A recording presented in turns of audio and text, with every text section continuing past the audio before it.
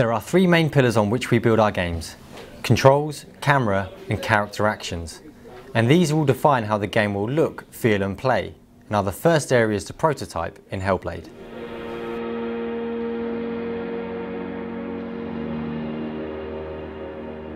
Choosing a camera view was one of the first decisions to be made on Hellblade. We're making a third-person action game, but even so, the type of camera can have a massive impact on the gameplay and the controls. In Heavenly Sword we had cameras on rails which were painstakingly mapped into the levels by designers, and it is a system that won't really work for the more open world that we are building. In DMC we used a free-roaming camera, but it was still intelligent enough to behave well in most instances without player input. It took the coder the best part of 2 years to implement this system, and it's a luxury we simply cannot afford for Hellblade. Our world in Hellblade is more open than in previous games, and our team is small. So we can't afford to create a camera system that is heavily reliant on coders and designers.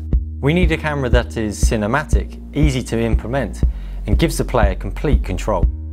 We settled on a third-person over-the-shoulder camera, and it's not something we've tried on other games, but it's straightforward to implement from a code point of view. It's easy to set up from the design point of view, and being so close to the character minimizes collision issues, which is always a big problem. The control system is defined by the camera system, and this viewpoint has a lot more in common with a third-person shooter, where you have the left stick for moving forward, backwards and strafing, and right stick for turning. There actually are very few melee games that use this kind of control system and camera view, but so far it seems to work well in Hellblade. For combat, the view would need to frame both Senua and the enemy very clearly, and to do this we would have a lock-on button which, when pressed, would both pull out so that we can see Senua clearly and zoom in so that we can see the enemy nice and big on screen. And then once locked on, you'd be able to strafe around the enemy very easily. With this working, the next step was to try out different numbers of enemies and different sizes of enemies to see if the view could cope, to see how the controls would feel, and to explore how lock-on targeting would work in these instances. You may have noticed that our animations at this stage look very basic. In the prototyping phase we create bare bones placeholder animations that can be churned out and changed quickly as prototyping progresses. This allows us to iterate on gameplay to make it feel good before we focusing on making it look good. To find the right look for the combat animations, we always do a thing called style tests on all of our games, so it's no different for Hellblade. And in this style test I really wanted to capture the essence of Senua, that she should feel grounded, that there should be an anger that drives her attacks, that there's a wildness about her but also a sense of discipline that she's achieved through years of training. Happy with the results, the next step is to cut this up into usable animations, to get them into the game to make sure we're hitting all of the right notes in terms of control and responsiveness, whilst at the same time maintaining the visual style. So while we're using Unreal Engine 4 out of the box for the most part, combat is one area where the investment in iteration is required. Mel, one of our coders, is implementing our combat engine to do just that. The battle engine will allow us to visually create a combat system.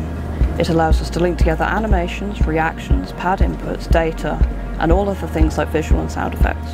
The Hellblade combat system is likely to involve hundreds of animations, sound effects, visual effects, and driving these are thousands of parameters that the designer will have to tweak over and over the course of the project. So the ability to iterate rapidly and often is what will determine the quality, the precision and the responsiveness of Hellblade's combat.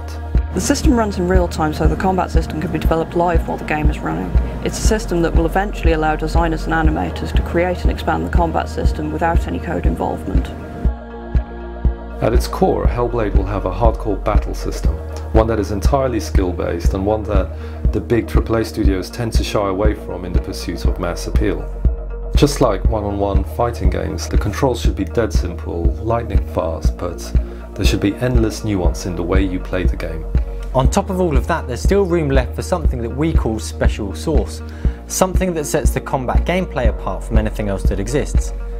This is based on the themes that underpin the story and Senua's character, and we've already started to previs the ideas for this, which we'll be sharing in future episodes.